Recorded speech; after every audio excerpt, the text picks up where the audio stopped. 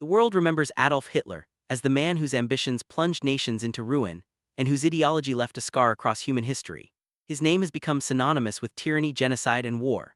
But to understand how a failed artist from Austria rose to become the most infamous dictator of the 20th century, one must journey back to the turbulence of a world that seemed on the edge of collapse long before he ever seized the reins of power. This is not only the story of Hitler himself, but the story of a fragile society, broken by war, humiliated by defeat, and desperate for someone who promised order, strength, and revenge. In this documentary, we will follow Hitler's early life, his rise to power in a Germany shattered by the First World War, and the methods he used to transform a republic into a dictatorship. We will uncover how his reign of terror gripped millions, how propaganda and violence intertwined to create loyalty and fear, and how ultimately his path led not to glory but to destruction. Background, early life, and the birth of radical ideas. Adolf Hitler was born on April 20, 1889 in Braunau am Inn, a small Austrian border town. His father Wwiihistory was a strict and often volatile customs official, while his mother Clara was deeply devoted to her son. Young Adolf displayed a rebellious nature early in life, clashing with his father's expectations. While Wwiihistory wanted his son to enter the civil service, Adolf was far more drawn to art and the grandeur of German nationalism. When his father died in 1903, Hitler was only 14. His mother's death 4 years later devastated him, leaving him adrift in Vienna. He applied twice to the Academy of Fine Arts, hoping to become a painter, but both applications were rejected. Instead of pursuing a traditional career, Hitler sank into poverty, living in men's hostels, struggling to make ends meet by painting postcards and small artworks for tourists. It was in Vienna that Hitler's worldview began to form. The city was a cauldron of ideas, from socialism to radical nationalism, from democratic ideals to virulent antisemitism. Hitler absorbed these influences, gravitating especially towards the writings and speeches of pan-German nationalists who dreamed of uniting all Germans under one banner. Vienna was also where Hitler encountered the bitter anti-Semitic propaganda of the time, which would later fuse into the core of his ideology.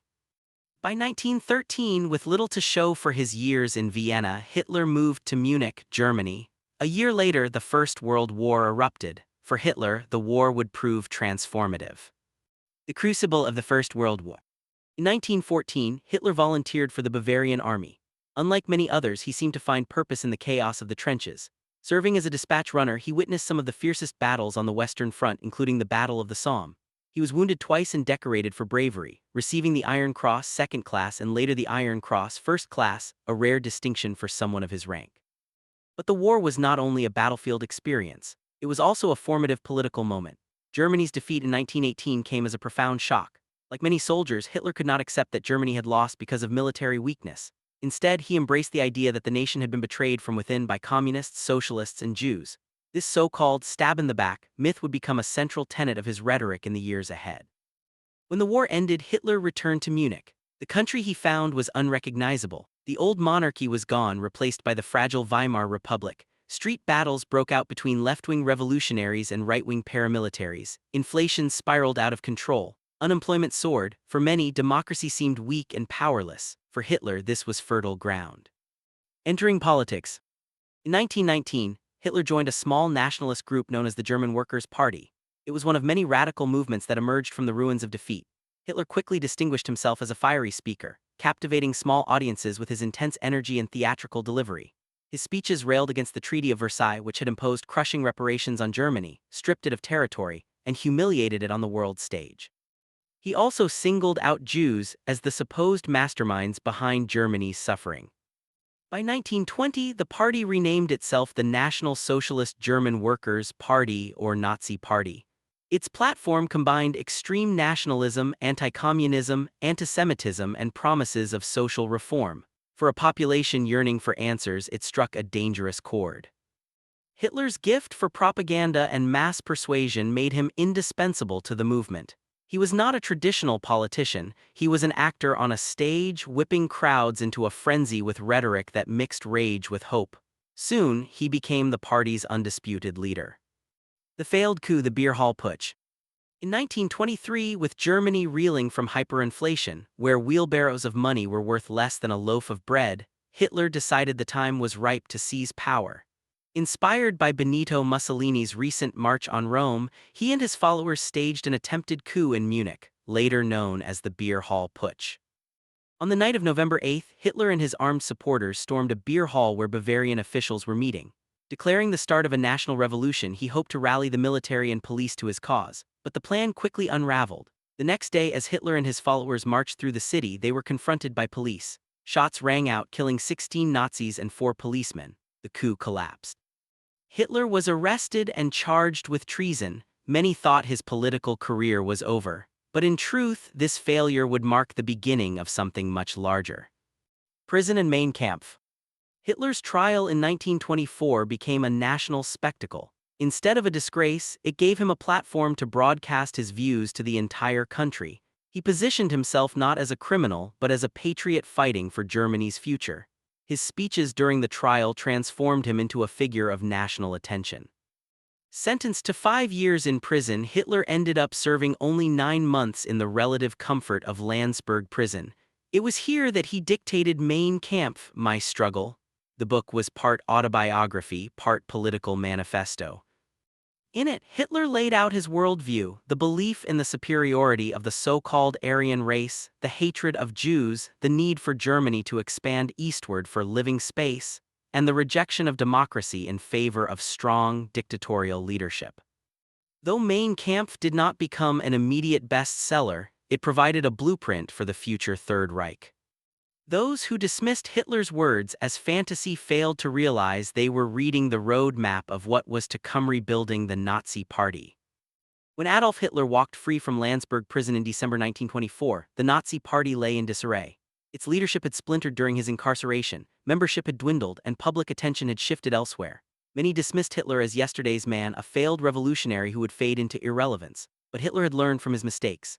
The beer hall putsch had taught him that power could not be seized by force, not yet. If he wanted to rule Germany, he would have to do it through legal means, using the system of the Weimar Republic itself until he could dismantle it from within. The Nazis were reorganized with Hitler as their undisputed leader. He crafted the party into more than just a political group. It became a movement, a cultural force, almost a substitute religion. The swastika, once obscure, became a symbol of strength and identity. The Heil Hitler salute, the marching formations, the uniforms, all were carefully designed to convey order, power, and unity in contrast to the chaos of the Republic. At the heart of this revival was propaganda. Hitler understood the power of spectacle. The party rallies were choreographed events designed to overwhelm the senses and stir emotions. Music, flags, torchlight processions, every element was calculated. To many disillusioned Germans, the Nazi Party began to look like the future.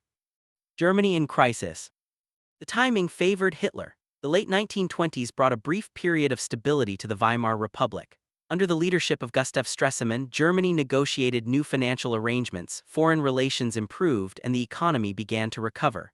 During these years, the Nazi Party languished on the margins, winning only a small fraction of votes in national elections. But everything changed in 1929 when the global Great Depression struck.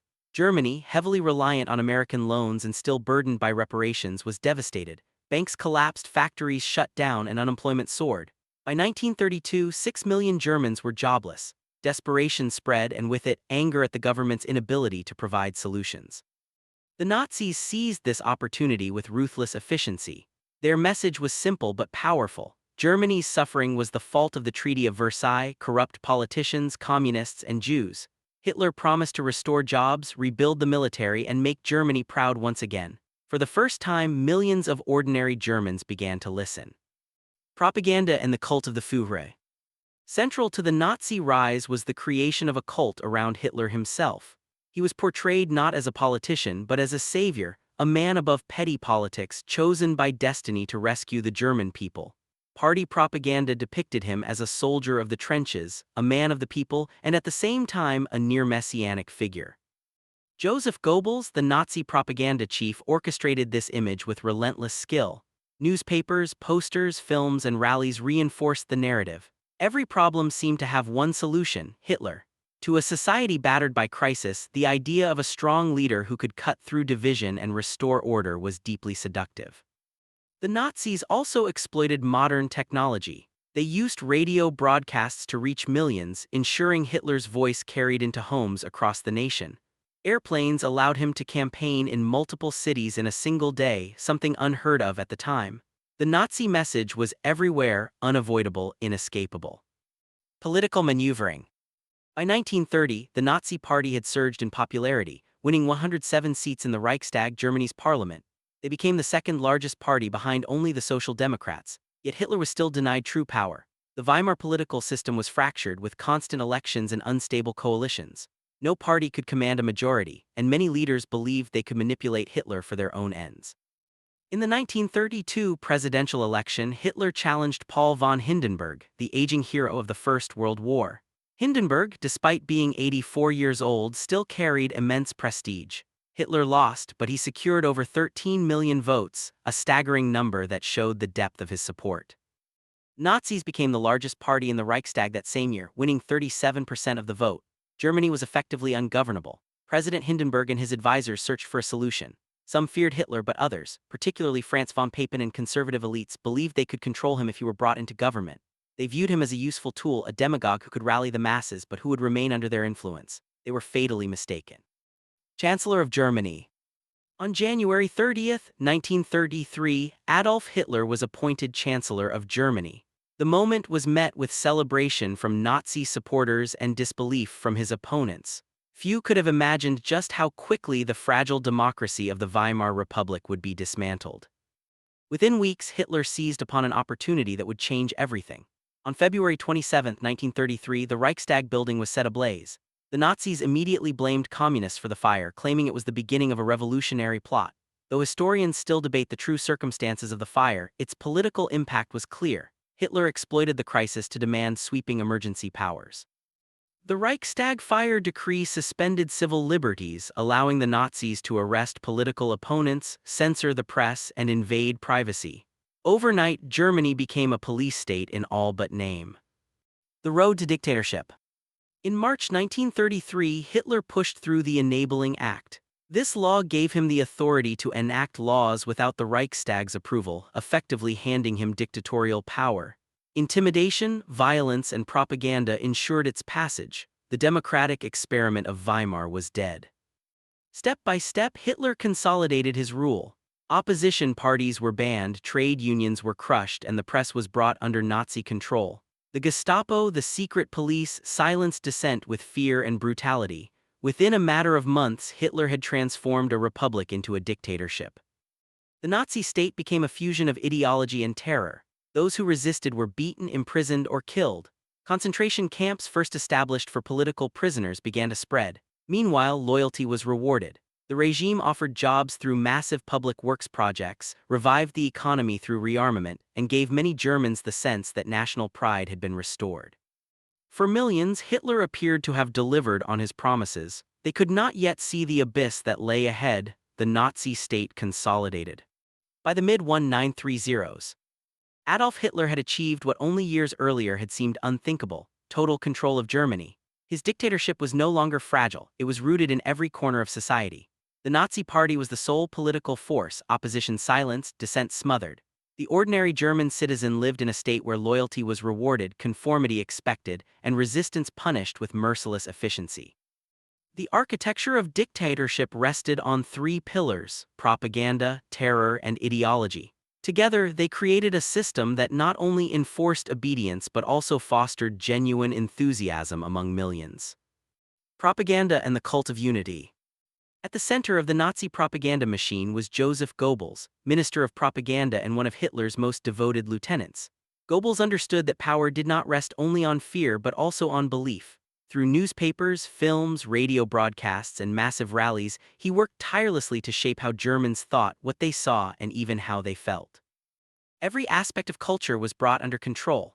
Books deemed un-German were burned in public bonfires. Art and music that did not align with Nazi ideals were banned. School curricula were rewritten to glorify nationalism, militarism, and racial purity. Children were enrolled in organizations like the Hitler Youth, where they were molded into obedient followers of the regime. Perhaps most striking were the grand rallies at Nuremberg, designed to overwhelm the senses. Tens of thousands of uniformed Nazis marched in perfect formation, banners stretched across vast stadiums, and Hitler appeared as the focal point of the spectacle. These events were not merely political gatherings. They were orchestrated performances meant to create a sense of destiny, of unity, of a nation reborn under its Führer. Terror as a weapon. Yet behind the facade of unity lay a machinery of terror. The Gestapo, Germany's secret police, operated in every city and town.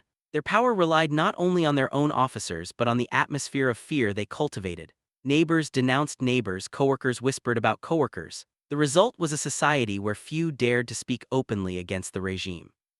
The SS, led by Heinrich Himmler, became the backbone of Nazi enforcement. Initially tasked with protecting the party leadership, the SS grew into a sprawling organization that controlled police forces, concentration camps, and intelligence networks. It was the instrument by which Hitler's most radical visions could be enforced. The first concentration camps, like Dachau, were built not for Jews but for political opponents, communists, social democrats, trade unionists, and anyone who resisted the new order. These camps became laboratories of brutality where prisoners were dehumanized, beaten, and killed. They also foreshadowed a much darker future, one that would soon extend far beyond political repression. The elimination of rivals. Hitler's position as Führer was cemented not only through propaganda and terror, but also through ruthless elimination of rivals. In June 1934, during what became known as the Night of the Long Knives, Hitler ordered a purge of the SA, the Nazi paramilitary wing that had once been crucial to his rise. The SA, led by Ernst Röhrheim, had grown powerful and unruly, demanding greater influence in the new order. To the German army and conservative elites, Röhrheim's ambitions were intolerable. Hitler struck decisively. Over several days, Röhrheim and dozens of SA leaders were arrested and executed. Other perceived enemies, even former allies, were also killed. By the end of the purge, Hitler had secured the loyalty of the army and removed a major internal threat. It was a signal to all: power in Germany flowed only from the Führer. When President Hindenburg died in August 1934, Hitler merged the offices of President and Chancellor, declaring himself Führer of Germany. With the army swearing an oath of personal loyalty to him, his authority was complete. Racial policies and the road to exclusion. Central to Hitler's worldview was his obsession with race. He believed the so-called Aryan race was destined to rule and that Jews were not only inferior but a mortal enemy. From the beginning, anti-Semitism had been a cornerstone of Nazi ideology, but now it became state policy. In 1935, the Nuremberg Law stripped Jews of German citizenship, forbade marriage between Jews and non-Jews, and institutionalized racial discrimination. Jews were gradually excluded from public life, barred from professions, schools, and cultural participation. Many Germans accepted or even welcomed these measures, persuaded by propaganda that painted Jews as parasites responsible for Germany's ills. Other groups were also targeted: Romani people, homosexuals, people with disabilities, and those deemed racially impure or unfit. The Nazi state sought not only to exclude but to cleanse. Programs of forced sterilization were introduced, and propaganda films portrayed the disabled as burdens on society. What began as exclusion would, in time, escalate into something far more horrific. But for now, in the mid-1930s, the seeds of genocide had been planted. Rebuilding Germany and preparing for war. While the machinery of repression tightened, Hitler delivered on promises that won him widespread support. Massive public works projects, including the construction of the Autobahn, put millions to work. Rearmament, though forbidden by the Treaty of Versailles, was carried out in secret and then openly, reviving industry and creating jobs. Military parades displayed the growing strength of the Wehrmacht, and Germans felt pride swelling once again. Hitler's defiance of Versailles thrilled many. When he reintroduced conscription in 1935, remilitarized the Rhineland in 1936, and withdrew from international agreements, he was gambling with the fate of Germany. But each time, foreign powers hesitated, unwilling to risk another war. Each victory emboldened him further. To many Germans, it seemed that Hitler had restored prosperity and dignity. The horrors of repression and the creeping shadow of racism were often ignored or accepted as the price of national revival. The illusion of strength and unity blinded them to the storm gathering on the horizon: foreign policy and the road to war. By the late 1930s, Hitler's ambitions extended far beyond Germany's borders.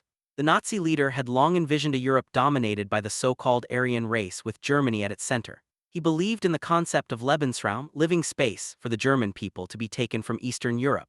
This ideology combined nationalism, racial theory, and expansionist military strategy. Hitler's first moves were calculated and strategic. In 1936, German troops marched into the Rhineland, violating the Treaty of Versailles and the Locarno Pact.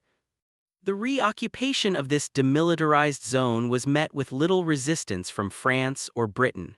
Hitler had tested the limits of international tolerance and found them weak. In 1938, the focus turned to Austria. Hitler, himself Austrian-born, promoted the idea of uniting Germany and Austria under a single Reich, a move called the Anschluss. Political pressure, propaganda, and the threat of invasion forced Austria's leaders to comply. German troops marched into Vienna in March 1938, greeted by cheering crowds. The international community largely acquiesced, emboldening Hitler further. Later that year, attention shifted to Czechoslovakia and the Sudetenland, home to a significant German-speaking population. Hitler demanded their incorporation into Germany, threatening war if denied. At the Munich conference, British Prime Minister Neville Chamberlain and French Premier Édouard Daladier pursued a policy of appeasement, allowing Hitler to annex the Sudetenland without a single shot fired. Hitler declared that he had achieved peace for our time, but in truth, the agreement only fueled his appetite. By 1939, Hitler's ambitions were unmistakable. He eyed Poland as the next step in his expansionist vision. Unlike previous targets, Poland was backed by promises of defense from Britain and France. Undeterred, Hitler signed a non-aggression pact with the Soviet Union, secretly agreeing to divide Poland between Germany and the USSR. On September 1, 1939, German forces invaded Poland. Britain and France declared war on Germany, marking the official start of the Second World War. Blitzkrieg and the conquest of Europe. Hitler's military strategy, known as Blitzkrieg or Lightning War, relied on rapid, coordinated strikes using tanks, aircraft, and infantry. The goal was to overwhelm and demoralize enemies before they could mount an effective defense. Poland fell in a matter of weeks, confirming the terrifying efficiency of the German war machine. Following Poland, Hitler's forces turned west. In 1940, Germany invaded Denmark, Norway, Belgium, the Netherlands, and France. Within 6 weeks, France, long considered a bastion of military strength, had surrendered. Hitler entered Paris in triumph, his power in Europe seemingly unstoppable.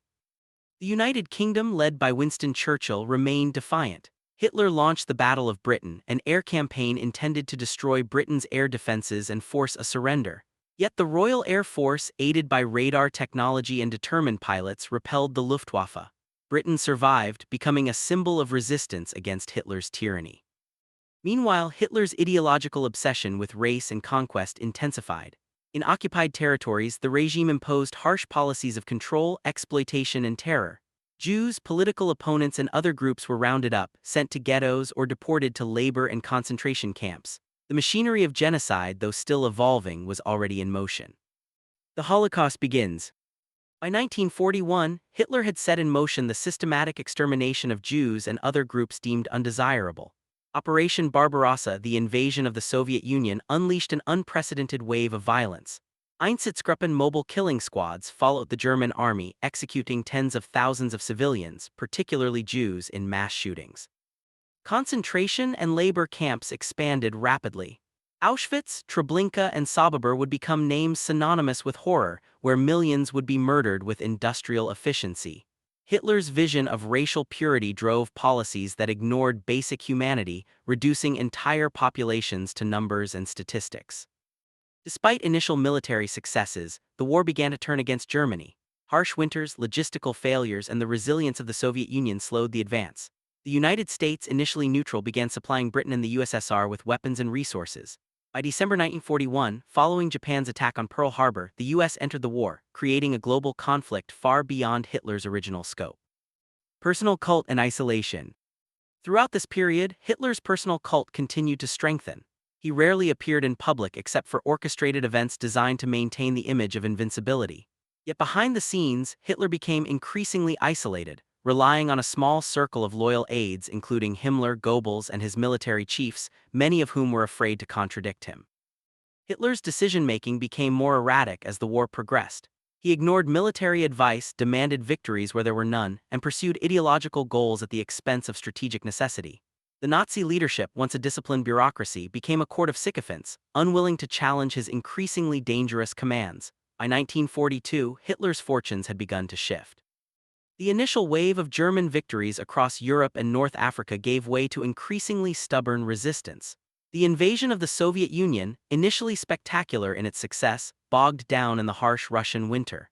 The Battle of Stalingrad, from August 1942 to February 1943, became a brutal and decisive turning point. Hitler refused to allow retreat or surrender, insisting that his generals hold ground at all costs. The result was catastrophic. Hundreds of thousands of German soldiers were encircled and forced to surrender. Stalingrad shattered the myth of the invincible Wehrmacht and marked the beginning of a steady Soviet advance westward. In North Africa, German forces under Field Marshal Erwin Rommel were gradually pushed back by the British Eighth Army. In the Pacific, Japan's attack on Pearl Harbor drew the United States fully into the war, providing vast resources to the Allied effort. Hitler now faced a multi-front war he could not win. The machinery of genocide intensifies. Even as the German military faced setbacks, the Holocaust intensified. Hitler's ideological obsession drove the expansion of extermination camps where Jews, Romani people, political prisoners, and others were murdered on an industrial scale. Auschwitz, Treblinka, Sobibor, and Belzec became centers of death, with thousands killed daily. The final solution, formulated in meetings such as the infamous Wannsee Conference in January 1942, codified the systematic genocide. Hitler and his inner circle coordinated a bureaucratic, calculated plan to annihilate the Jewish population of Europe. Millions would perish, including men, women, and children, in what stands as one of history's most horrific atrocities. The tide turns. By 1943, Allied forces were advancing on multiple fronts. The Soviet Union recaptured key territory, including the city of Kursk after the largest tank battle in history. Western allies, including Britain, the United States, and Free French forces, began preparing for the liberation of occupied Europe. Hitler, increasingly isolated and mistrustful of his generals, refused to heed warnings or consider strategic retreats. He issued no-retreat orders, demanding that positions be held regardless of casualties. His obsession with ideology over military pragmatism cost Germany dearly, accelerating the collapse of the Nazi war machine. The fall of Italy and Western Europe. In 1943, Italy, Germany's Axis partner, collapsed following Allied landings in Sicily and the deposition of Mussolini. Germany was forced to occupy northern Italy to prevent complete collapse, diverting troops from the eastern and western fronts. Meanwhile, Allied bombing campaigns devastated German cities, targeting factories, infrastructure, and civilian populations. The stage was set for an inevitable confrontation in Western Europe. In June 1944, the Allies launched Operation Overlord D-Day, the largest amphibious invasion in history. Thousands of soldiers stormed the beaches of Normandy, beginning the liberation of France. Hitler's forces were unprepared and the Western Allies steadily advanced while the Soviets pushed from the east. Hitler's final years. By 1944, the Third Reich was crumbling. Internal plots to assassinate Hitler, most notably the July 20th plot led by German military officers, demonstrated growing resistance even within the highest ranks. The attempt failed, and Hitler retaliated with ruthless executions, but the cracks in his power structure were widening. In Berlin, the city became a fortress as Soviet forces approached in early 1945. Hitler withdrew into the Führerbunker beneath the Reich Chancellery, a dark underground labyrinth that would become the site of his final days. There, cut off from the outside world, he obsessed over defeat, betrayal, and revenge. The Last Stand. April 1945 saw the Soviet army encircle Berlin. The city was a battleground of rubble, smoke, and death. Hitler, increasingly paranoid and delusional, refused surrender. Civilians, soldiers, and officials were caught in a relentless, brutal siege. The air was filled with artillery fire, the screams of the wounded, and the chaos of collapse. In the Führerbunker, Hitler continued issuing commands, many of them impossible or strategically nonsensical. Surrounded by a small circle of loyal aides, including Joseph Goebbels and Eva Braun, he spent his final days planning his legacy even as the world crumbled outside. On April 29, 1945, Adolf Hitler married Eva Braun in a small, private ceremony. The following day, April 30th, both took their lives in the bunker. Hitler's death marked the definitive end of the man who had brought unprecedented destruction to Germany, Europe, and the world. Aftermath. Germany surrendered unconditionally on May 8, 1945. The Third Reich lay in ruins. Cities were destroyed, millions of civilians and soldiers were dead, and the horrors of the Holocaust were fully revealed. Hitler's vision of a thousand-year Reich had collapsed in just over a decade, leaving behind a legacy of death, hatred, and devastation. The world would spend decades grappling with the consequences of his actions. the moral reckoning of the Holocaust, the division of Europe in the Cold War, and the enduring lessons about the dangers of ideology, propaganda, and unchecked power. Hitler's life, rise, and fall remain a stark warning of what can happen when ambition, hatred, and fanaticism are allowed to dominate a society, the global reckoning. Hitler's death did not immediately erase the consequences of his actions. Europe lay in ruins, cities burned, transportation networks destroyed, and millions of displaced persons wandering across a continent in chaos. Germany itself was divided into occupation zones, controlled by the Allies, America, Britain, France, and the Soviet Union. The world began to uncover the full scale of Hitler's crimes. Concentration and extermination camps, abandoned or liberated by advancing Allied forces, revealed the horrifying reality of the Holocaust. Piles of bodies, gas chambers, and evidence of industrialized murder shocked the global conscience. Survivors recounted atrocities with staggering detail, ensuring that Hitler's crimes could not be denied or forgotten. The Nuremberg Trials. To address the unprecedented scale of Nazi crimes, the Allies convened the Nuremberg Trials in 1945–1946. High-ranking Nazi officials, military officers, and industrial leaders were put on trial for crimes against humanity, war crimes, and genocide. Many were executed or imprisoned, while others escaped justice. The trials established an enduring precedent that leaders could be held accountable for systematic atrocities. They documented in exhaustive detail the machinery of Hitler's regime, from the bureaucracy that managed the final solution to the military campaigns that left millions dead. These proceedings cemented the historical record, ensuring that Hitler's actions and their consequences would be studied for generations. The psychological and cultural impact. Hitler's reign left more than physical destruction, it scarred the very psyche of Europe. Survivors grappled with trauma, families were shattered, and entire communities were erased. The post-war years saw a struggle to rebuild not only cities but identities, as societies confronted complicity, collaboration, and the moral collapse that allowed such a regime to flourish. Art, literature, and cinema became vehicles for processing these horrors. Writers documented survivor accounts, filmmakers recreated the rise and fall of the Third Reich, and historians painstakingly pieced together narratives to understand how such devastation could occur. Hitler's image evolved into a symbol of ultimate evil, a cautionary tale of the dangers of unchecked power, charisma, and ideology. Lessons and warnings. Even decades later, Hitler's life remains a subject of intense study. Scholars examine the conditions that allowed him to rise: economic collapse, national humiliation, charismatic leadership, and propaganda. Psychologists analyze his personality, his obsession with racial purity, and his capacity for cruelty. Political scientists explore how institutions can fail when confronted with authoritarian ambition. The story of Hitler is more than biography, it is a warning. It demonstrates how fear, hatred, and ideology can be manipulated to achieve catastrophic ends.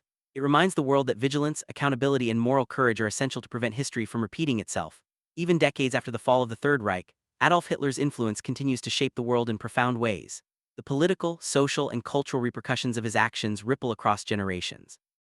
Nations rebuilt themselves from the rubble of war, yet the memory of Hitler's crimes serves as a constant reminder of what occurs when power is centralized in the hands of an unchecked individual. Hitler's regime also left a complex legacy in military strategy and governance. Scholars study the successes and catastrophic failures of the Wehrmacht and the Nazi administrative machine, extracting lessons about command, obedience, and the limits of ideological zeal in practical affairs. Governments around the world examine the structures that allowed Hitler to exploit democratic institutions, reinforcing the importance of checks, balances, and civil oversight in preserving freedom. Memorialization and remembrance. Across Europe and beyond, memorials, museums, and educational programs ensure that the atrocities committed under Hitler are not forgotten. Sites like Auschwitz-Birkenau, Dachau, and the Memorial to the Murdered Jews of Europe in Berlin stand as solemn testaments to the millions who suffered and perished. These spaces serve dual purposes. They honor victims and educate future generations about the consequences of hatred, propaganda, and authoritarianism. History teachers, museum curators, and scholars continue to emphasize the human stories behind the statistics, ensuring that Hitler's legacy is understood not merely as abstract numbers, but as lived experiences of immense suffering. Hitler in modern discourse. Hitler's name has transcended history textbooks. It has become a symbol, often invoked in political discourse, media, and literature as the ultimate example of tyrannical evil. While this can be useful for moral and ethical instruction, it also presents dangers. Oversimplification risks reducing complex historical realities to caricature. Scholars urge careful study, emphasizing the interplay of ideology, economics, social conditions, and individual agency that allowed Hitler to rise. Understanding Hitler's life is not about fascination with the man himself, but about understanding the structures and circumstances that enabled him. It is about learning how societies can prevent the emergence of similar figures, how vigilance and moral courage can safeguard freedom, and how history can illuminate paths toward justice. Global lessons. Hitler's impact extended far beyond Germany and Europe. The Holocaust inspired the Universal Declaration of Human Rights, international criminal law, and the modern understanding of genocide. Institutions like the International Criminal Court trace their origins to lessons learned in the aftermath of Hitler's actions. Moreover, his rise demonstrates the fragility of democracy under crisis. Economic instability, national humiliation, and charismatic populism can converge to create conditions ripe for authoritarianism. By studying Hitler's methods, propaganda, manipulation of public sentiment, and elimination of institutional checks, leaders and citizens today gain insight into how to prevent history from repeating itself. Psychological profile and ideology. Adolf Hitler was not merely a politician, he was a psychological enigma whose personal obsessions shaped global events. Historians and psychologists have studied his personality extensively, attempting to understand the mixture of narcissism, paranoia, and ideological fanaticism that drove his actions. From his early failures as an artist in Vienna to his experiences in the trenches of World War I, Hitler's worldview was molded by a sense of personal grievance and a belief in destiny. He saw himself as a savior of the German people, tasked with restoring their greatness. This conviction, combined with an unwavering commitment to anti-Semitic and nationalist ideology, became the core engine of Nazi policy. Ideology for Hitler was inseparable from action. The notions of racial purity, Lebensraum, and the Führer principle dictated every decision. Unlike pragmatic leaders, Hitler prioritized ideological goals over practical realities, often at the cost of military strategy, economic stability, and human life. The machinery of the Nazi regime. Hitler's genius lay in his ability to create a system where ideology, propaganda, and terror reinforced one another. The party controlled media, education, culture, and public life. Institutions like the Gestapo and SS enforced obedience through fear, while propaganda cultivated devotion. This machinery ensured that even ordinary citizens became participants, willingly or unwillingly, in the regime's objectives. Hitler's ability to merge personal charisma with structural control created an unprecedented level of social compliance and ideological uniformity. Cultural and societal impact. Even after the fall of the Third Reich, Hitler's influence persisted in culture, memory, and political discourse. Survivors recounted trauma through literature, memoirs, and art. Societies confronted the moral and ethical failures that enabled Hitler's rise, sparking debates on responsibility, complicity, and justice. Germany itself underwent a profound transformation in the post-war era. Denazification, education, and memorialization became central to rebuilding both civic identity and international trust. Globally, the memory of Hitler's actions informed human rights initiatives, anti-genocide legislation, and international law. Lessons for modern society. Hitler's story is a cautionary tale. It demonstrates how economic despair, national humiliation, and the manipulation of fear and propaganda can produce authoritarian leaders. The psychological and structural tools he exploited, charisma, mass media, paramilitary enforcement, remain relevant lessons for societies today. By studying Hitler, societies learn the importance of civic vigilance, democratic resilience, and moral courage.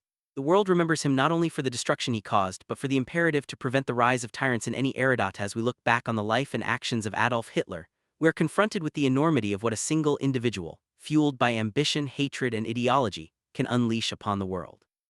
His rise was neither inevitable nor accidental, but rather the product of a perfect storm of social unrest, economic despair, and collective fear. From the ashes of a defeated Germany, he crafted a vision that promised pride and strength yet delivered devastation and suffering. Every speech, every maneuver, and every decision was guided by a ruthless calculus that valued ideology above humanity, loyalty above compassion, and power above life itself. The story of Hitler is therefore not just a chronicle of a tyrant, but a mirror reflecting the vulnerabilities of societies when reason and empathy are abandoned. The machinery he created, from the propaganda that reshaped perception to the terror that enforced obedience, demonstrates how profoundly human systems can be manipulated when fear and persuasion are intertwined. Millions were drawn into complicity, whether through indoctrination, coercion, or simple acquiescence, and the consequences were catastrophic. Cities crumbled, cultures were destroyed, families shattered, and millions of lives were extinguished in a systematic campaign of dehumanization. Yet even amidst the horror, stories of resistance, courage, and survival emerged, reminding us that the human spirit, while tested, can endure even under unimaginable oppression. Hitler's pursuit of racial purity and ideological dominance reveals the dangers of unchecked conviction when combined with absolute power. It shows how beliefs, however extreme, can become destructive instruments when wielded without accountability or moral restraint. The Holocaust, the genocide of millions, and the widespread suffering of war are not only historical facts but enduring warnings. They remind us that society must remain vigilant, that freedoms must be protected, and that the voices of reason, compassion, and justice must never be silenced. The lessons are not abstract, they are alive in the institutions we build, the laws we uphold, and the consciousness of each generation tasked with remembering what happened. In reflecting on the collapse of the Third Reich, we also see the consequences of hubris, isolation, and miscalculation. As the war turned against him, Hitler's decisions became increasingly desperate, erratic, and self-destructive, accelerating the demise of the empire he had sought to dominate. Yet even in defeat, his actions left indelible scars across the globe, forcing nations to confront questions of morality, justice, and human responsibility. The rebuilding of Europe, the trials of perpetrators, and the memorialization of victims stand as both acknowledgement of suffering and a commitment to ensuring such atrocities are never repeated. History teaches that evil often wears the guise of ambition, charisma, or even promise, and that the cost of complacency can be unimaginable. Hitler's life and reign are reminders that the forces of hate, when combined with political opportunity and societal vulnerability, can grow into something catastrophic.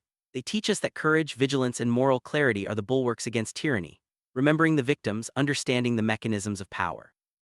And reflecting on the human capacity for both cruelty and resilience is the path to preventing future horrors. We are left with a dual legacy: the darkness of a man who reshaped the world through fear, destruction, and ideology, and the enduring light of human resilience that refuses to forget, refuses to repeat, and strives to build a future grounded in justice, compassion, and memory. In understanding Adolf Hitler, we confront not only history but ourselves, the choices societies make, the vulnerabilities we share, and the imperative to stand vigilant against the forces that threaten freedom, dignity, and life itself. This story is a warning, a remembrance, and a call to conscience, echoing across generations to ensure that the shadows of the past inform the light of tomorrow.